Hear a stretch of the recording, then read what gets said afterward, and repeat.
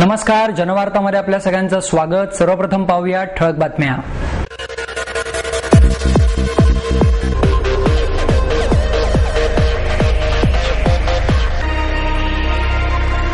पत्रकार हल्ला विरोधी कायदा तात्काळ करून या कायद्याचा वटहुकूम शासनाने पावसाळी अधिवेशनापूर्वी काढावा या मागणीसाठी पुणे श्रमिक पत्रकार संघाच्या वतीने विभागीय आयुक्त कार्यालयावर मोर्चा। प्रामाणिक युवकांनी राजकारणात आल्याशिवाय राजकारणातील गुन्हेगारी रोखणे आणि भ्रष्टाचाराला आळा घालणे शक्य होणार नाही, लोकसभा विरोधी पक्ष उपनेते गोपीनाथ मुंडे यांचं प्रतिपादन। प्रॉक्सी वॉरमध्ये यशस्वी व्हायचं असेल तर आपल्याला पानिपतच्या युद्धाचं स्मरण ठेवावंच लागेल, ज्येष्ठ इतिहासतज्ञ पांडुरंग बलकवडे यांचं वक्तव्य। वरुणराज भिडे मित्रमंडळाच्या वतीने देण्यात येणारा पत्रकार वरुणराज भिडे स्मृती पुरस्कार लोकमतचे मुंबई ब्युरो चीफ अतुल कुलकर्णी यांना जाहीर। आणि पत्रकार नगर येथील दर्पण आर्ट गॅलरीमध्ये इम्प्रेशन 2011 या समूह चित्र प्रदर्शनाचे आयोजन। ग्रामीण महाराष्ट्राचे जीवन दर्शन 150 अस्सल लोककलाकारांनी साकारलेला आनंद मेळा सिंहगड पायथ्याला 22 एप्रिल पासून आपल्या पुण्यात।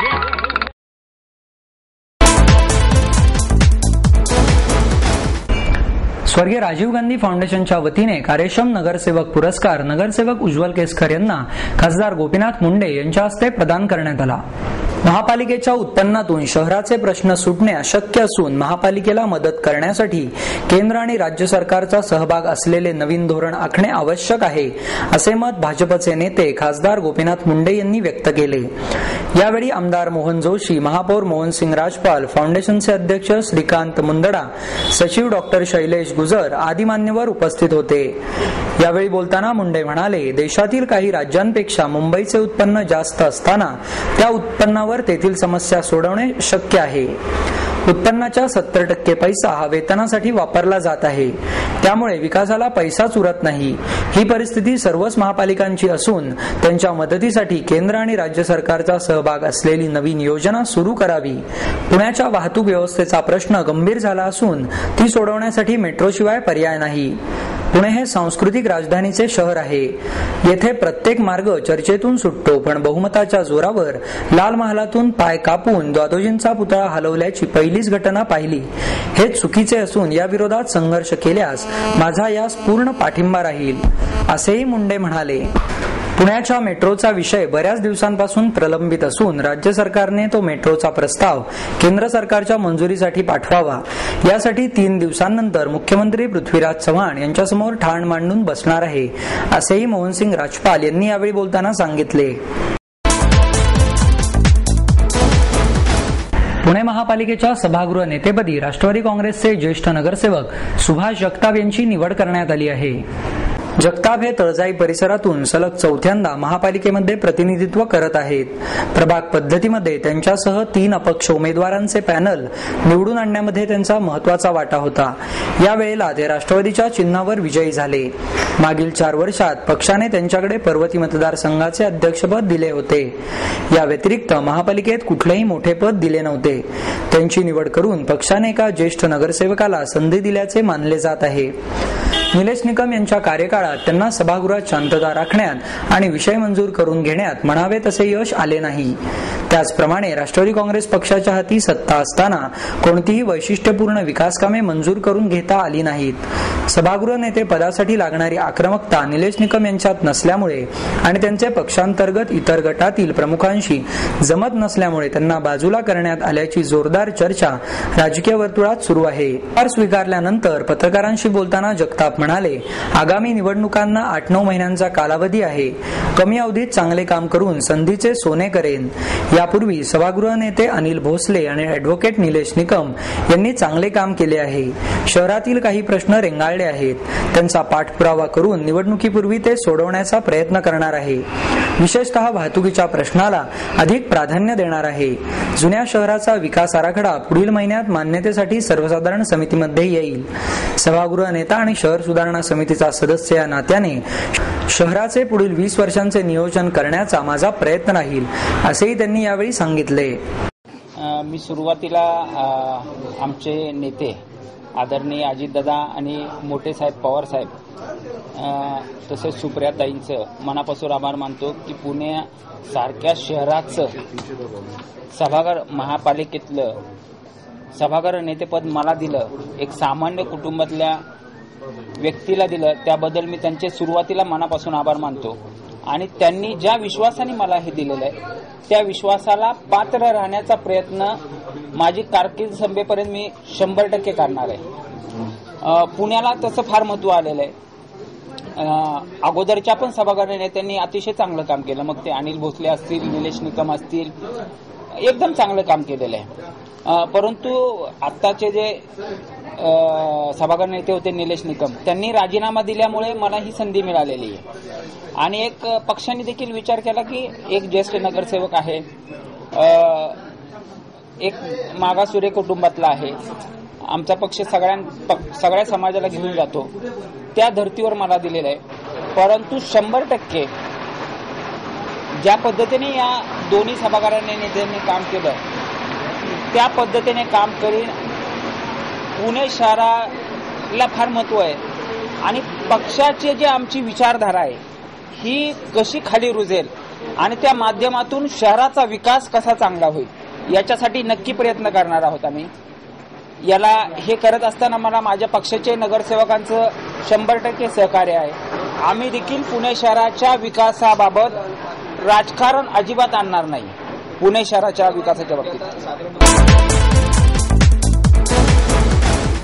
पत्रकार हल्ला विरोधी कायदा तात्काळ करून या कायद्याचा वटहुकूम पावसाळी अधिवेशनापूर्वी काढावा या मागणीसाठी पुणे श्रमिक पत्रकार संघाच्या वतीने विभागीय आयुक्त कार्यालयावर मोर्चा काढण्यात आला.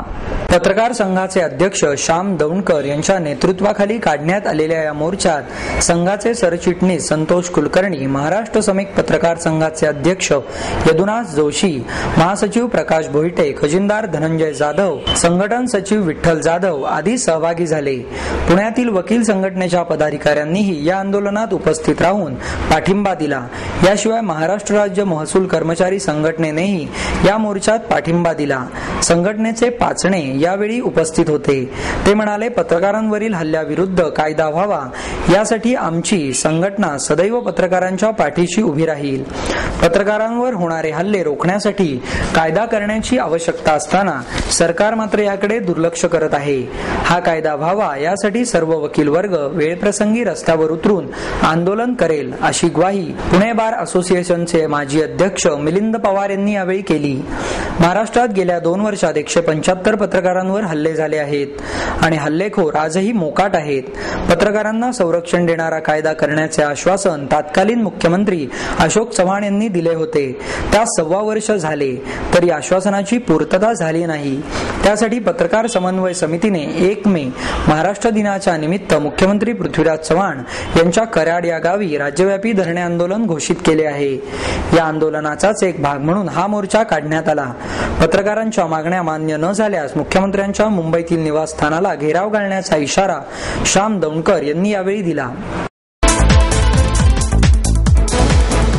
प्रामाणिक युवकांनी राजकारणात आल्याशिवाय राजकारणातील गुन्हेगारी रोखणे आणि भ्रष्टाचाराला आळा घालणे शक्य होणार नाही असं प्रतिपादन खासदार गोपीनाथ मुंडे यांनी केले. MIT स्कूल ऑफ गव्हर्नमेंटचा 5वा पदवीदान समारंभ मुंडे यांच्या उपस्थितीत पार पडला. यावेळी व्यासपीठावर राज्याचे क्रीडा आणि युवक कल्याण मंत्री पद्माकर वळवी, आमदार पंकजा पालवे मुंडे, MITचे संस्थापक प्राध्यापक डॉक्टर विश्वनाथ कराड, प्राध्यापक डॉक्टर राहुल कराड, प्राध्यापक मंगेश कराड, डॉक्टर संजय उपाध्ये, डॉक्टर श्रीकांत परांजपे, प्राध्यापक DP आपटे आदी मान्यवर उपस्थित होते. यावेळी बोलताना मुंडे म्हणाले, भ्रष्टाचार, राजकारणाचे गुन्हेगारीकरण आणि लोकसंख्या वाढ हे 3 प्रमुख प्रश्न देशापुढे उभे आहेत. निवडणुकांमध्ये होणारा खर्च हा भ्रष्टाचाराला कारणीभूत आहे. भ्रष्टाचार करणाऱ्यांची हिंमत वाढत आहे. त्यामुळे प्रामाणिकपणे काम करण्याची भावना लोकांमध्ये निर्माण करण्याची गरज आहे. त्यासाठी सुशिक्षित आणि प्रामाणिक व्यक्तींनी पुढे आले पाहिजे. निवडणुकीसाठी मोठ्या प्रमाणात काळ्या पैशाचा वापर होत असल्यामुळे भ्रष्टाचाराला खतपाणी मिळते. त्यामुळे निवडणुकीचा खर्च सरकारनेच करण्याची मागणी मुंडे यांनी यावेळी केली. गुन्हेगारी पार्श्वभूमी असलेल्यांना निवडणूक निवडणूक लढवण्यास बंदी घालण्यासाठी कायदा करण्याची गरज आहे. राजकारण हे वाईट समजून तरुण आणि सज्जन माणसे राजकारणापासून दूर जातात. त्याचा फायदा उठवत अप्रामाणिक लोकांची संख्या राजकारणात वाढत आहे. त्यामुळे राजकारण हे स्वच्छ करायचे असेल तर तरुण आणि सज्जन माणसांनी राजकारणात यावे असे आवाहनही मुंडे यांनी यावेळी केले. राजकारण हे नीतिशास्त्र असून त्याचा धंदा करू नये अशी अपेक्षा पंकजा मुंडे पालवे यांनी यावेळी व्यक्त केली. समाजाच्या प्रगतीसाठी युवकांनी कल्याणकारी मार्गाचा अवलंब करून राजकारणात येण्याची गरज आहे असे प्राध्यापक डॉक्टर विश्वनाथ कराड यांनी यावेळी सांगितले. प्राध्यापक वीणा रामनाथन यांनी सूत्रसंचालन केले तर प्राध्यापक श्रीकांत परांजपे यांनी आभार मानले. प्रॉक्सी वॉरमध्ये आपल्याला यशस्वी व्हायचं असेल तर पानिपतच्या युद्धाचं स्मरण ठेवायलाच पाहिजे असं मत ज्येष्ठ इतिहासतज्ञ पांडुरंग बलकवडे यांनी व्यक्त केले. पानिपतचा महासंग्राम महाराष्ट्राची गौरवगाथा या विषयावर बोलताना पानिपतचा इतिहास त्यांनी वसंत व्याख्यानमालेच्या निमित्ताने उलगडून दाखवला. पानिपतच्या युद्धात मराठ्यांनी दाखवलेले औदार्य तसेच पानिपतचा संघर्ष कशा रीतीने पेटत गेला, मराठे गड किल्ले राज्ये कशी काबीज करत गेले याबद्दल त्यांनी सविस्तर चर्चा केली. पानिपतची युद्धभूमी अब्दालीने निवडली. अब्दालीने मराठ्यांना उपाशी पाडून रसद बंद करून तहाला येण्यास भाग पाडले.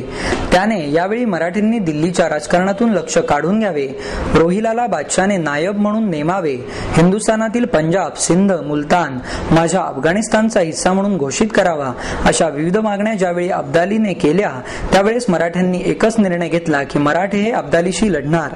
5 तासांच्या पानिपतच्या युद्धात मराठ्यांचे 45,000 सैनिक मारले गेले तसेच अब्दालीचे 25,000 ते 30,000 सैनिक मारले गेले असेही त्यांनी यावेळी बोलताना सांगितले. वरुणराज भिडे मित्रमंडळाच्या वतीने देण्यात येणारा पत्रकार वरुणराज भिडे स्मृती पुरस्कार लोकमतचे मुंबईचे ब्युरो चीफ अतुल कुलकर्णी यांना जाहीर करण्यात आला. आश्वासक पत्रकारिता पुरस्कारासाठी चंद्रपूर येथील पत्रकार देवेंद्र गावंडे आणि राहता येथील पत्रकार सतीश वैजापूरकर यांची निवड करण्यात आली आहे. पुरस्कारांचे हे 11वे वर्ष आहे. पुरस्कार वितरण समारंभ शनिवार दिनांक 30 एप्रिल रोजी सकाळी 10 वाजता SM जोशी सोशालिस्ट फाउंडेशनच्या सभागृहात जलसंपदा मंत्री सुनील तटकरे यांच्या हस्ते होणार आहे. यावेळी ज्येष्ठ पत्रकार निखिल वागळे उपस्थित राहणार आहेत अशी माहिती भिडे मित्रमंडळाचे विश्वस्त प्राध्यापक विलास जोशी यांनी दिली. यावेळी विश्वस्त अंकुश काकडे, चारुचंद्र भिडे, प्रकाश भोंडे, सूर्यकांत पाठक, डॉक्टर सतीश देसाई आदी उपस्थित होते. कुलकर्णी यांनी सामान्य माणसाला केंद्रबिंदू ठेवून केलेल्या त्यांच्या विविध वृत्तमालिकांमुळे विविध विषय मार्गी लागले आहेत. जलसिंचनाच्या बाबतीतील घोळ, RTO कार्यालयातील सावळा गोंधळ, मटक्याचे राजकारण आणि त्यातून जोपासलेली गुन्हेगारी, म्हाडाच्या घरबांधणी विषयीचे राजकारण, राज्यातील आरोग्य विभागातील घोटाळा, धारावी पुनर्विकास प्रकल्पास होत असलेला विलंब, सहकार आणि स्वाहाकार या त्यांच्या वृत्तमालिका विशेष गाजल्या. त्यांनी 26/11 ऑपरेशन मुंबई हे पुस्तक लिहिले आहे. पत्रकार नगर येथील दर्पण आर्ट गॅलरीमध्ये इम्प्रेशन 2011 या समूह चित्रांच्या प्रदर्शनाचे आयोजन करण्यात आले आहे. गोपाळ शिखरे, सतीश घाटपांडे, बजरंग उपरे, गजानन कशाळकर, रवी सोनगिरकर आणि शैलेश मेश्राम या चित्रकारांच्या जलरंगातील चित्रांचा समावेश या प्रदर्शनात आहे. या प्रदर्शनातील सर्व चित्र जलरंगात चितारण्यात आलेली आहेत. विशेषतः निसर्ग चित्र यात चितारलेली दिसतात. हे सर्व चित्रकार संस्कार भारती चित्रकला विभाग या कलेला प्रोत्साहन देणाऱ्या संस्थेचे सभासद आहेत. लेणी आणि देवळांसारख्या वास्तूंमधून काळ्या पाषाणात चितारलेला हत्ती, कोकणातल्या नारळी पोफळीच्या भागात वसलेली कौलारू घरं, खडकावर उडण्याच्या तयारीत बसलेले बगळे आणि पुण्यातल्या पेठांमधील गल्लीबोळातील वाट अशा कलाकृती या चित्रप्रदर्शनाच्या निमित्तानं पाहायला मिळणार आहेत. हे प्रदर्शन 3 मे पर्यंत सकाळी 11 ते रात्री 8 वाजेपर्यंत सुरू राहणार आहे.